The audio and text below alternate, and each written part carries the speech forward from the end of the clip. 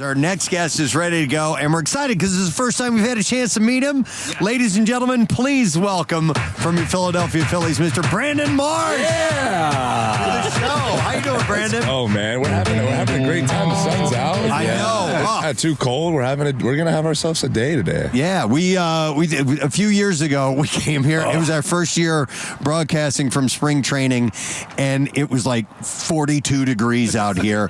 We're wearing shorts and t-shirts. Florida. It was horrible, man. But now we know. Yep. There are photos of us, Brandon. We look like we've been held hostage that morning. Yeah. Listen, I have to ask because you have a ton of bracelets on your left wrist. Yeah.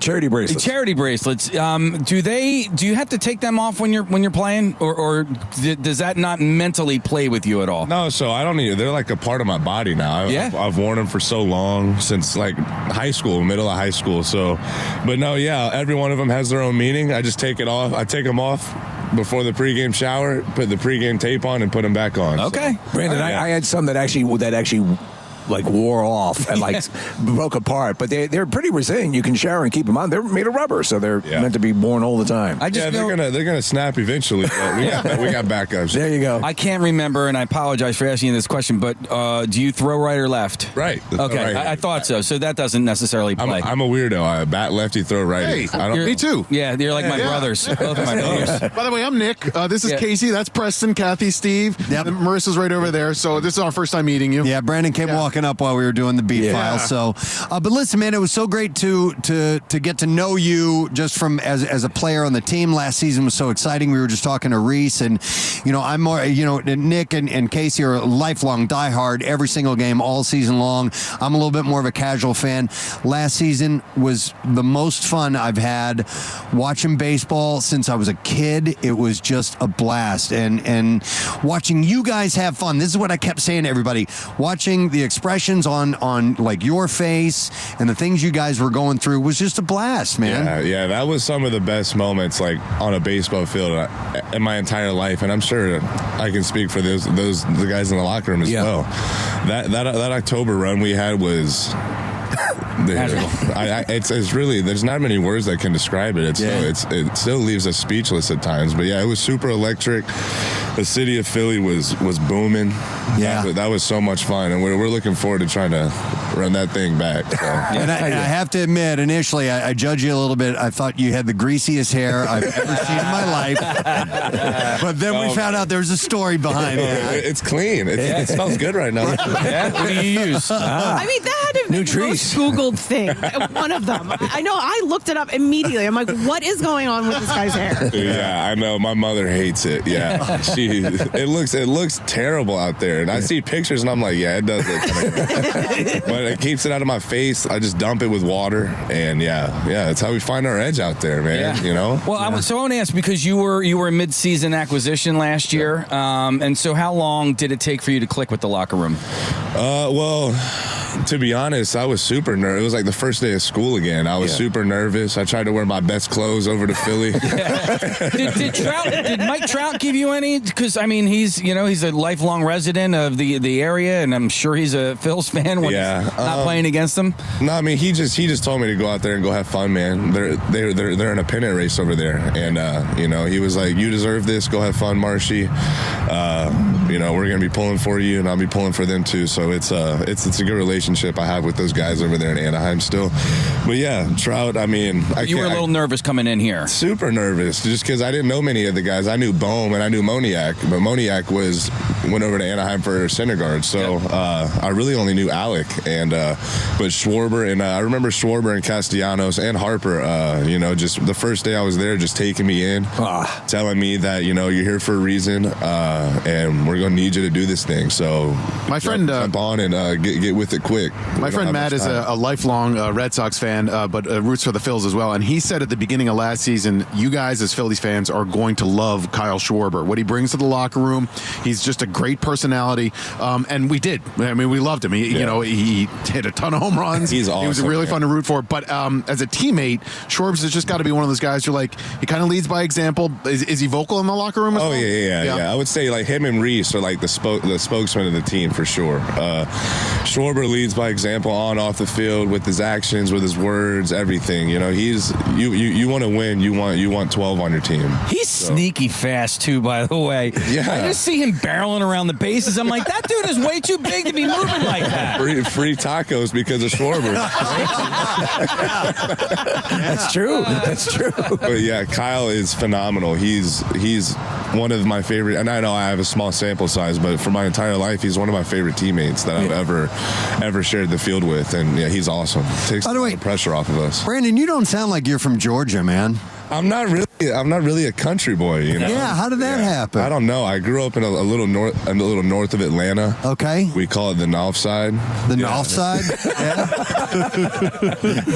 But yeah, it's like Gwinnett County, a little north of Atlanta. So I was never really raised like on like the Georgia like farms, ranches, all that. So yeah. When I was a kid, I lived in South Carolina for a couple of years, and I picked up on the accent big time. Really? I was like, yeah, y'all tell them I said hey now. You know, that's the way I spoke. Well, I was mic'd up the other day for the game, and I said John. Did you really? And I'm like, I've only been here for a couple months, and I'm already saying John. You're absorbing I'm wearing a John hat right now. Yeah. For the saw that. first few years when I started working for Preston, he would ride to work on a tractor. It took a little while to shake that. Yeah. Brandon, Angel spring training is in Arizona, right? Yes, sir. So this is your first year doing spring training in Florida? The first one in Florida, yeah. All right, so I've been told that you and Casey have something in common because obviously when you're playing in the desert, when in Arizona spring training, you're not encountering the ocean as much. But here in Clearwater, you can head out to Clearwater Beach, but you guys share a fear of what happens beyond the beach. Is that correct? That is not our home. No. Kill them all, right? That is not our home. Are you shark phobic? I'm shark, stingray, jellyfish, fish. Casey calls them monsters. Yeah, they are monsters. Yeah. Do you know? Look at their faces. You want to be face to face with one of them? No. In their environment? Razors. Like they have 1,000 razors that are ready to cut you in half. Yes, they are a monster. You know, there's an actual plan that Casey had worked out that involved luring them in with possums and putting hand grenades in the possums to detonate them. Yeah. He has a whole elaborate. Yeah. You put a bomb in a possum and then you feed it to a shark. Then you get rid of possums and sharks. I think That's great. The two of you, grown men, can't go in the ocean. Because you've seen videos. There's like killer whales jumping up on shore for seals and stuff. Right. And I know it's clear water. It's probably not happening here, but I'm not going to be that 1%. So these last few years, I've been doing these sprint triathlons in New Jersey, and you have to either swim in the bay or the ocean, and I'm doing it, right? And my only hope is, okay, well, there's a few hundred people in here, so the sharks have a lot to choose from. But I'm telling you, with my goggles on, as I'm swimming, I open my eyes when I breathe, and then I close my eyes because I'm like, I don't want to see it coming. It's the fear of the unknown down there.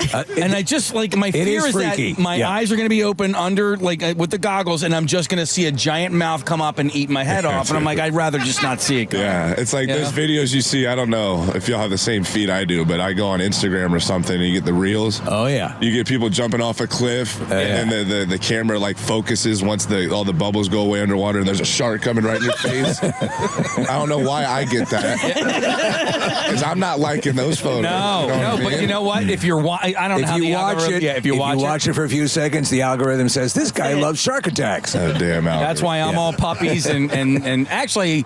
And porn. But no, you know what? I do like sea otters, though. I'm a big fan of sea otters. They're low-key a little aggressive, though. They are. They'll get you. Sea otters will F you up. They are. They can be very cantankerous. You see them there, with the shells, and they're just wonderful. But they'll go at your ass. How do you feel about the gators? Because Casey really wants to see one in the wild. No, it's the same thing. Same. I mean, I saw a photo was sent to me the other day. There's an alligator on the shores of South Carolina. Yeah. On the beach? Are you kidding me? Now we have to worry about that in the ocean? You got sharks swimming up through the Gulf all the way way up to the Great Lakes. 10-foot, 12-foot bull sharks? You kidding me? And bull sharks are the worst. That's going up through our country. Yeah. Dude. I'll pass.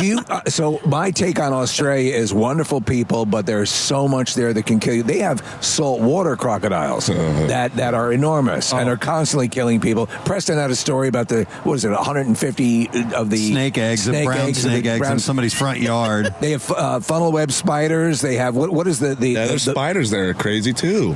They'll kill you in a second. And those are up there for me for fears. I like spiders too, arachnophobia as well. It's like too many legs, too many eyes. I don't know. Too much going on. You don't need all that. Dude, yeah. Have you seen an alligator yet, though? Out here, I mean, I went and played putt-putt quite a bit down here. Really? And there's like the mini gators you can feed. I stay as far away as possible, though. Yeah. So Are they caiman or are they just? No, they're gators, but there's a miniature golf course out here where you can feed them at the end. Yeah. Is that right? Yeah, somebody sent a link to it. The Congo River right over there. Wow. Oh, yeah. I've probably been like 5 times in the last 3 nights. And how's your game? How's your regular golf game? I mean, do you play? Okay, so I'll be honest. I was awful about a year ago. Okay. I've finally got some clubs and I've been playing. I played like 25 times this offseason. I was trying to keep count. Okay. And the scores are slowly going down. All right. Slowly. You ever play Augusta?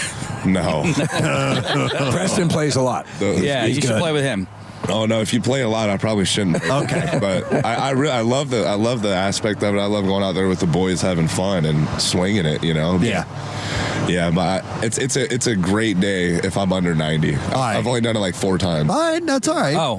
It's a great day if I'm under 110. Yeah, but all my teammates are out here shooting 76, 78, and I'm like, dude. Here's the deal. I played in a golf tournament last year with Preston, Michael Barkham from NBC Sports Philly, and there were a whole bunch of like former pro athletes that were Milt Thompson, former Phillies and stuff like that. I won the longest drive competition. You did? Yes, I did. You did? Yes, I did. What was it, if you don't mind me asking? It was probably, I don't know, close to 3. Yeah, it was like 290, something like that. Yeah, I would say it was like 301. Yeah. You know, if I can keep mine straight, it'll go. Well, that was the thing. I'm sure. The fairway was gigantic. Yeah, the fairway was like really, really wide, so that worked out in my favor. So You guys had a group outing a couple of weeks ago, right? Like I saw some Instagram videos of the team being out and just hitting the links. Yeah, and the only video that showed me was me whacking a tree. That was the first hole I jumped on, and I was no warm ups. Went straight from the cage here to the 3rd tee box over in Countryside, and I whacked a tee or something. I whacked a tree, and it was pretty embarrassing. How about good footage of you last season? What was a personal favorite moment that you had of your own performance? I mean, any particular home run or catch or something that really stands out about? Yeah, I was happy with how that went last year. Well, I grew up a Braves fan, growing up a little north of Atlanta. So it's I was like putting them out last year, and being able to contribute a little bit in that game and have a homer in it. That was probably, for me personally, that was probably one of the better moments for me that I'm going to remember and take with me for a very long time. So that's a good memory, beating your old favorite team. Oh yeah, growing up. Oh yeah, for sure. You either want to. Growing up, you want to play for him for sure, but it's sort of bittersweet, right? I mean, you're glad to be in that position, but it's like, yeah. No, I mean, I didn't have any. I had no sympathy, but I mean, because they wouldn't have any for us, Right. We'd tip their cap if it went the other way. So, but so the cards fell in our favor. But that series and that game 4, against the Braves were pretty dang fun. It's funny because when you're talking to Reese and those moments, the moments you're a part of, and Nick was getting emotional earlier.